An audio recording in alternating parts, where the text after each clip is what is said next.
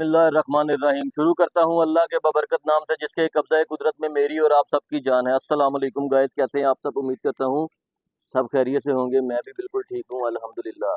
Guys, आज जो मेरा टॉपिक है आपसे बात करने का वो कुछ डिफरेंट होने जा रहा है। मैं आज आपसे बात करूँगा एक मुकद्दस पेशे के नाम से जिसको हिकमत कहा जाता है। हिकमत आज का नहीं बल्कि सदियों पुराना एक शोबा है जो कि नबियों पैगंबरों के ज़माने से चलता आ रहा है। अगर हकीमों में नाम लिया जाए तो बड़े बड़े पैगंबर हिकमत के शोबे से मुंसलिक रहे हैं।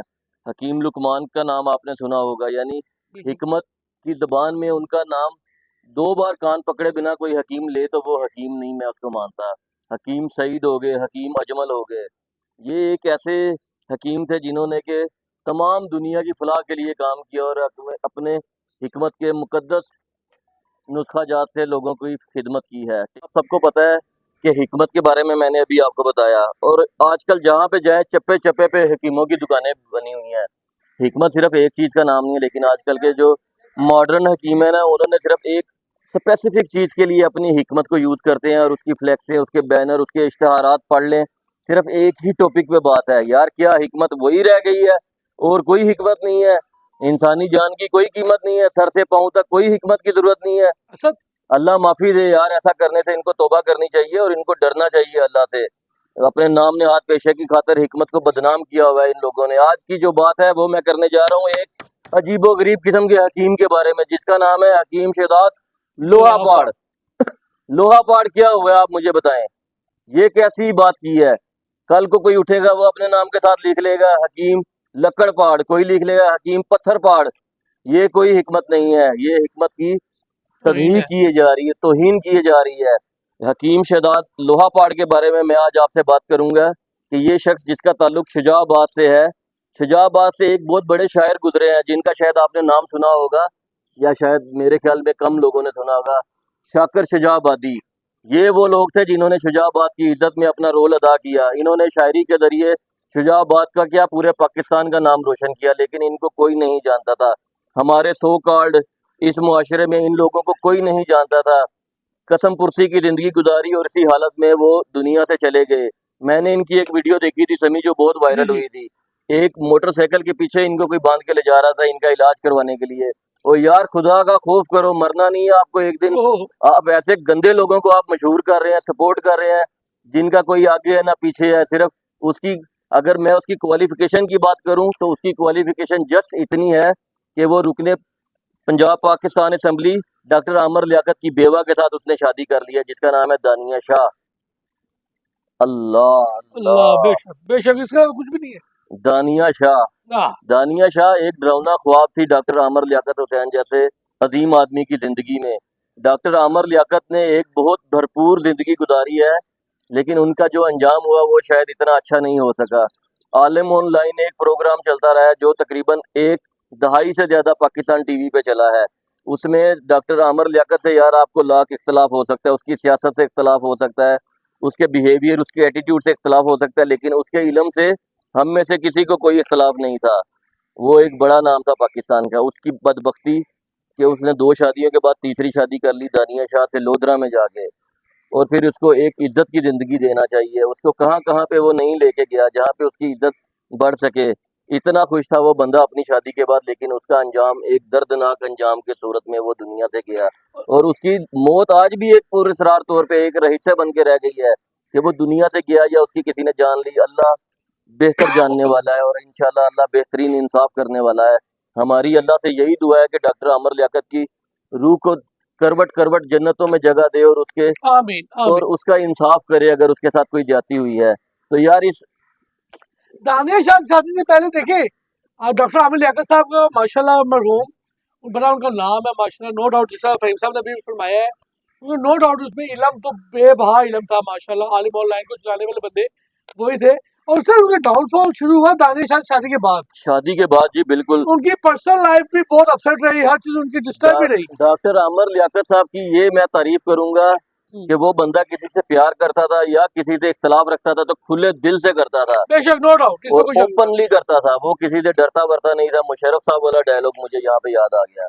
वो किसी से डरता वरता नहीं था। और जो ये नाम नेहाद हकीम है हकीम शहजाद लोहापाड़, यार क्या आपने मजाक बनाया हुआ नाम में ही सर इसकी 2 नंबरी है। डिफॉल्टर नेम है इसका, डिफॉल्टर नेम हकीम शहजाद लोहा पार।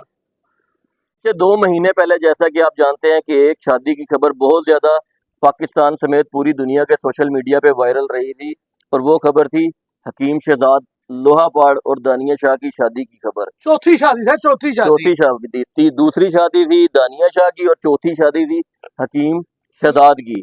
हाँ। हकीम शहजाद बड़ा फख्र से अपना नाम लेता है लोहापाड़, और वो मैं नहीं समझता हूँ कि आप में से कितने लोग थे जो उसको जानते थे दानिया शाह से शादी से पहले।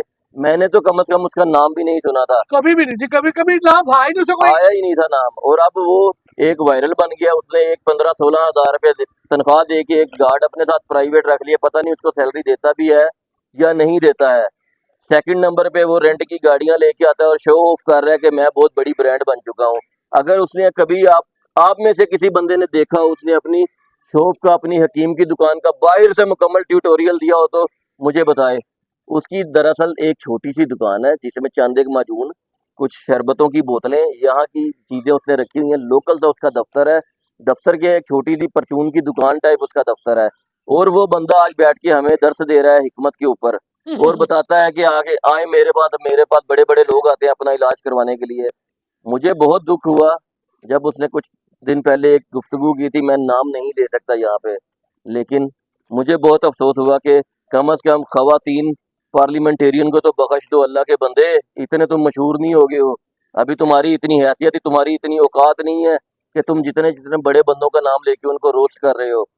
शादी की हकीकत इसकी ये है कि ये बंदा इस दानिया शाह के मुताबिक ये हकीम शहजाद बड़े बड़े भाषण देता है, और मैंने इसकी कल ही एक वीडियो देखी कि ये एक महफिल मिलाद के मौके पे जाता है, जेब में से हाथ मारता है, कोई 5-5 हजार के 3-4 नोट और 1-2 नोट 500-500 हजार के, जेब में 5-5 हजार वाले वापस डाल लेता है, हजार 500-500 वाले अपने हाथ पे रख लेता है, और गार्ड पीछे खड़ा है। जस्ट इतनी वीडियो, मैंने बहुत सर्च करने की कोशिश की कि इस लांती ने ये 500-500 रुपया किसी को आगे बांटा भी है, किसी नात पढ़ने वाले को दिया भी है कि नहीं दिया, लेकिन मुझे वहां पे कुछ भी ऐसा भाइयों नजर नहीं आया। ये तो इनकी औकात है। और पाकिस्तान के कौमी हीरो जो कि एक सदी का, उससे बड़ा रिकॉर्ड किसी ने नहीं लगाया, अरशद नदीम ने उसकी तदहीक कैसे की है समीस ने। 1 लाख रुपया दे रहा है उसको ऑन ईयर, कैमरे पे ला के दे रहा है, पता नहीं बाद में वल्ला हुवल नहीं जी, शाहिद। नहीं दिया, उसे 1 लाख रुपए दिया है। उसके बाद उसकी वीडियो भी आई है जिसमें उसने 1 लाख का तकाजा कर दिया है कि जी 1 लाख रुपए मेरा वापस रखो अभी के अभी। ये औकात है इस इंसान की, और बातें करते हैं बड़ी बड़ी। सर इसको फेम से मिला है तो सिर्फ दानिया शाह के नाम की वजह से बस। और दानिया शाह, अगर मैं जिक्र करूं दानिया शाह, तो दानिया शाह को फेम देने वाला कौन है? मरहूम डॉक्टर आमिर लियाकत साहब, ठीक है।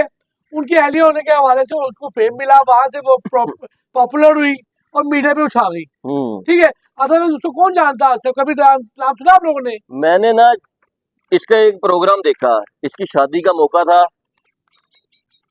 हकीम शहजाद और दानिया शाह की शादी थी, और वहां पे एक इससे जर्नलिस्ट पूछता है कि आपकी शादी कैसे हुई, आप कैसे मिले, आपके क्या मामला थे। तो दानिया शाह उसको क्या बताती है जी कि इसकी हकीम की दुकान थी, मेरी माँ इसके पास दवाई लेने जाती थी, फिर उसके बाद हमारी अगली मुलाकात बारबेक्यू शॉप में हुई, हम एक दूसरे को दिल दे बैठे और हमारी शादी हो गई। और यार अल्लाह के बंदो, ये कैसी शादी है? इसका क्या फ्यूचर है? इसका क्या हम मैसेज दे रहे हैं मुआशरे को? यही मैसेज दे रहे हैं कि जहाँ पे आपको पलड़ा भारी लगे आप अपने शोहर की वीडियो लीक कर दो, उसको गंदा कर दो, उसको इस कदर मजबूर कर दो कि वो खुदकुशी करने पे मजबूर हो जाए। तो डरो उस वक्त से, और अपने घर को संभालो, अपने घर की इज्जतों को अपने घरों में रखो। डाले पे ले जा रहे हो, हाथों में हाथ डाल रहे हो, किसिंग कर रहे हो, बेड सीन दिखा रहे हो, यार तुम खुदा के बंदे, लानत है तुम पे। तुम तौलिया बांध के अपने बेडरूम से निकल रहे हो और दिखा रहे हो कि ये शरीको सड़ो मेरे से, और तुम इंसान हो, तुम हकीम अपने आप को कहते हो। तुम्हें तो मैं बंदा नहीं समझता हूँ, चवल इंसान। तो मजे की बात है जो ये जो ये सब अपनी एक फैंटेसी लाइफ बनाई हुई है, पीको डाले उसका ग्रैंडीज यूज करता है। और हमारे बाबसूख जराए से हमने पता करवाया इसका, नॉट कंफर्म, ये जो बेसिक जितना भी रेंटेड है टोटल, ठीक है। जो चीजें ये सारी फैंटेसी लाइफ जैसे बनाई है टोटली आर्टिफिशियल, ठीक है, टोटल रेंटेड है। 2 माह पहले कमीने इंसान की शादी हो रही है, तू लोगों को एक्सपोज करना क्या चाह रहा है? क्या दिखाना चाह रहे हैं लोगों का? मैसेज देना चाह रहे हैं लोगों को कि ये भी लाइफ है। आगे तो 3 शादी तू पहले ऑलरेडी कर चुका है, चौथी शादी तू इस लड़की से तूने कर दी है फेम के लिए, ठीक है। उसके बाद आप चाह रहे हो कि आप लोग फेम दे लो, इज्जत दे। अभी एक हाउ इज पॉसिबल? आपको एक बात मैं बताता हूँ, चौथी शादी होगी दानिया शाह के हाँ साथ। जी। अभी ये बड़ा बढ़के मारा है कि मैं 5वीं शादी भी करने जा रहा हूँ।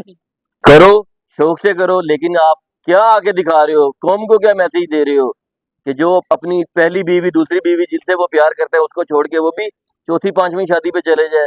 मेरे भाई आप इतने पहलवान नहीं हो, आप जाने दो ये बात, आप भी एक इंसान हो, ठीक है। इतने बड़े बड़े दावे ना करो। और रही बात दानिया शाह की, उसके बारे में मैं यार आपको एक और बात बताता हूँ। उससे जब सहाफी ने पूछा कि आपका 7.5 करोड़ रुपए का एक तकादा चल रहा है जो कि आप मरहूम डॉक्टर आमर लियाकत की बेवा होने के नाते आपको मिलना था, उस केस के बारे में आप क्या कहेंगी? उसने कहा जी ये कोर्ट में केस चल रहा है। बिल्कुल, उसने कहा अब आपकी शादी हो गई है, जाहिर सी बात है अब आप किसी और के निकाह में, क्या अब भी आपको ये चाहिए? उसने कहा जी बिल्कुल, मुझे 7.5 करोड़ अभी भी चाहिए मेरा। और हो सकता है ये लोहे पाड़ ने शादी 7.5 करोड़ की खातर की हो। दानिया शाह, होश के नाखून लो। और तुमने पहचानो इस बंदे को। तुमने जैसे डॉक्टर आमिर लियाकत जैसे अजीम इंसान को इस्तेमाल कर लिया, कहीं तुम्हारा इस्तेमाल ना हो चुका हो, तुम्हें पता ही ना लगे। सर उसकी वैल्यू तो देखे है ही कोई, जीरो वैल्यू के इंसान है वो। तो डेफिनेटली उसे फेम भी चाहिए, उसे पैसा भी चाहिए, उसकी अपनी औकात है कोई? ना तेरे पे कोई पैसा है, ना तेरे पे कोई स्टेटस है। एक शादी करता है, उसके शादी करने के बाद तू स्टेटस से मिल जाता है, लोग तो जाने पे जाने लग जाते हैं। That's it. इसके बंदे पे है क्या? यार अगर मेडिकल की आप बात करते हो ना, तो you are a very big cipher, आप कुछ भी नहीं हो। अगर मेडिकल के ऊपर आपने किसी का चैनल देखना है, डॉक्टर अफवान कैसर को देखे, हाँ। आपको कुछ मालूमात मिलेगी, कोई पर्सनैलिटी गेन करेंगे आप लोग, कोई तमीज सीखेंगे। ये सिवाय अफवाशी के कुछ बताता ये नहीं है। गंदे अंडे पता नहीं कहाँ से उठ के आ गए और बकवास करते हैं ऐसी ऐसी सुबह से शाम तक, ऐसी ऐसी वीडियो वायरल करने की खातिर इतने ओछे हथकंडे। यार हम भी तो चैनल बना रहे हैं, बेशक। हमारे पास भी सारे रास्ते हैं, लेकिन हम कभी इस थर्ड क्लास बंदे की लाइन पे जाएं, हो नहीं सकता। और चैनल कभी बंद हो भी। सकता है लेकिन ये नहीं हो सकता। तो हकीम लोहा पाट साहब, खुदा के लिए रहम करें, इस मुआशरे पे रहम करें, हमारी आने वाली नस्लों पे रहम करें, और होश के नाखून और ले। होश के नाखून लें। आप किस तरफ सोसाइटी को धकेल रहे हैं? तो मेरा आप सबसे यही रिक्वेस्ट है यार, बाइकआउट करें ऐसे गंदे अंडे को। ये इंसान है।